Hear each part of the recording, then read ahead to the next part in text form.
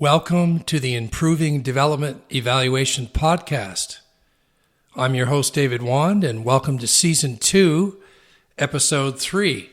It's been quite a bit of time since my previous episode, and this is because I've been waiting several months from the United States Agency for International Development, as well as the United States State Department, to both confirm in writing that an activity monitoring evaluation learning plan or its equivalent has not been found for the organization I'm going to talk about today that received $5 million from the United States Agency for International Development.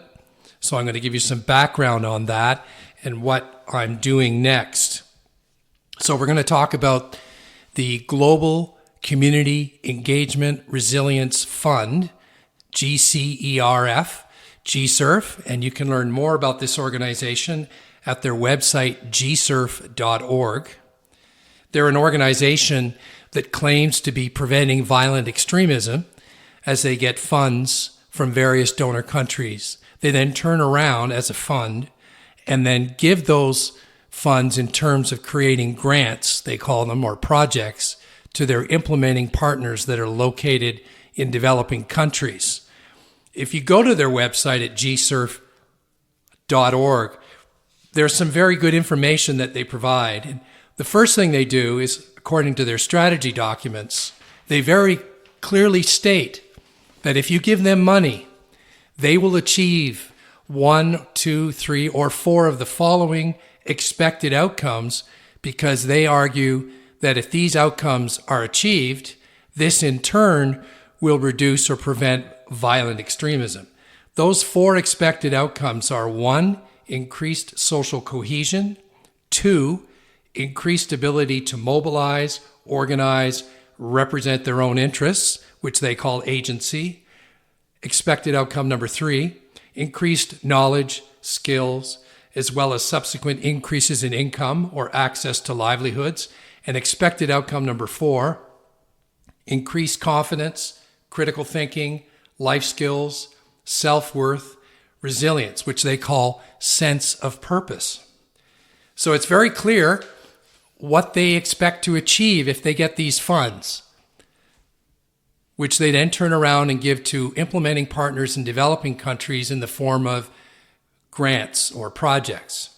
The other thing that's important to note on their website at gcerf.org is they make the claim that they will be responsible for properly evaluating whether or not these expected outcomes have been achieved, which is good. And I quote, "At the grant level, each project is guided by a theory of change and a results framework." That would be the equivalent of an activity MEL plan, which is what USAID uses, with outcome and output indicators, requiring grantees to collect baseline data, report quarterly, and conduct final assessments. So given this information, I sent a request, a Freedom of Information request to USAID in April of 2024, requesting all results frameworks from GCERF, and this is more importantly, since they're a fund, the results frameworks from the implementing partners that they work with, because I don't want to see the results framework of GCERF for the $5 million that I found from their annual report that they received in 2023, because it could be just project management that they sent funds or grants out to A, B, C, D, and E international development organizations located in developing countries. No, I need to see the results frameworks like they claim on their website for each grant that's been created from that $5 million. So I asked in April of 2024 USAID to provide all of the results frameworks for all of the grants that were created out of this $5 million that GCERF received. And in September, I received a letter from USAID saying they could not find any record of an activity MEL plan or its equivalent for 2022 and 2023.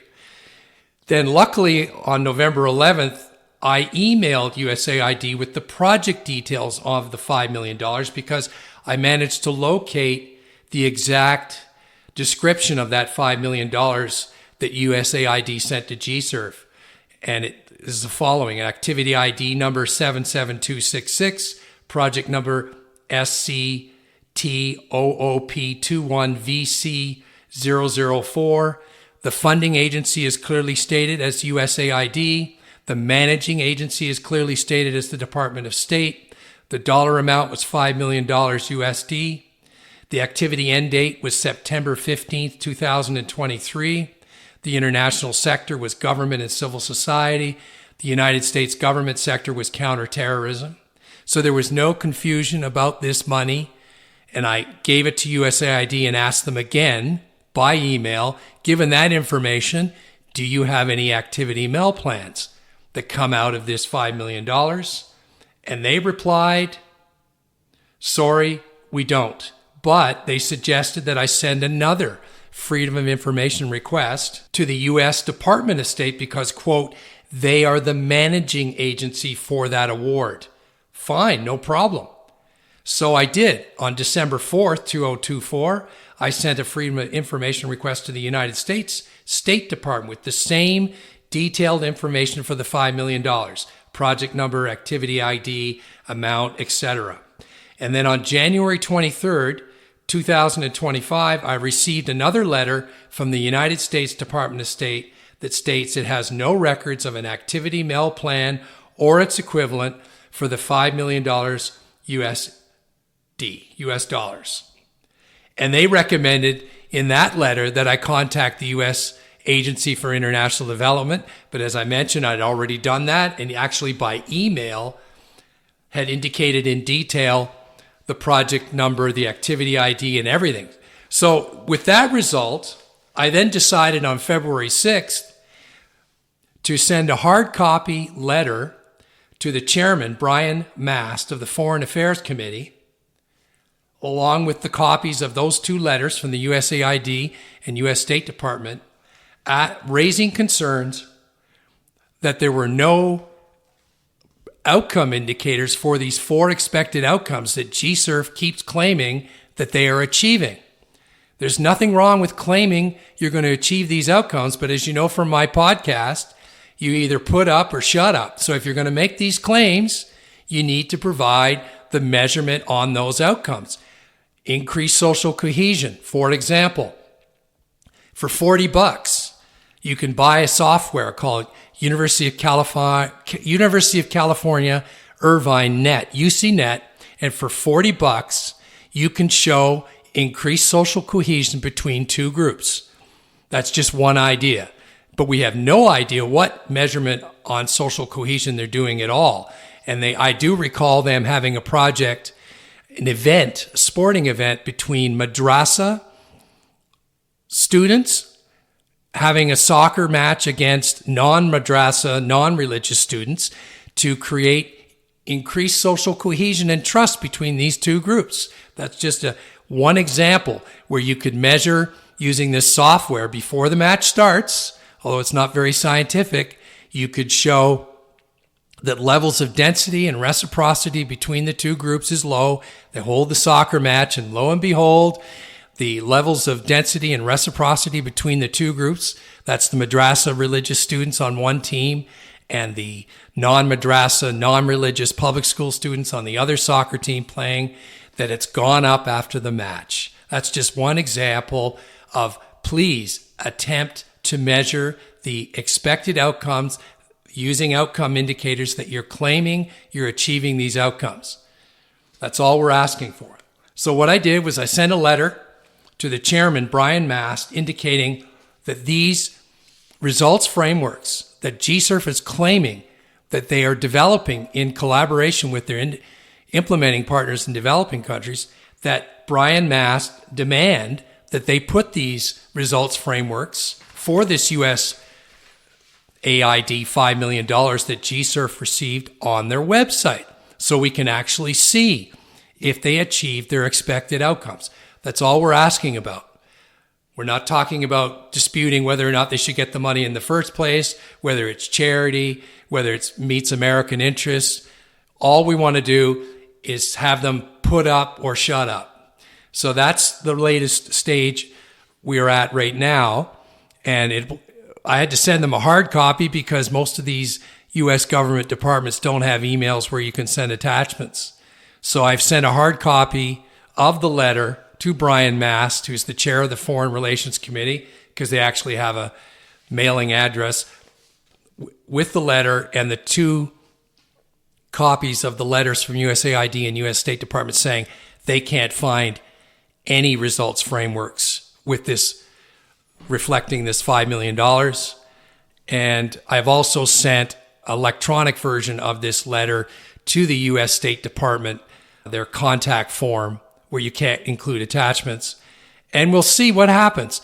But I very much doubt, given the volume of projects they're reviewing right now, that I'll get a response. But at least it's on file and it's been documented.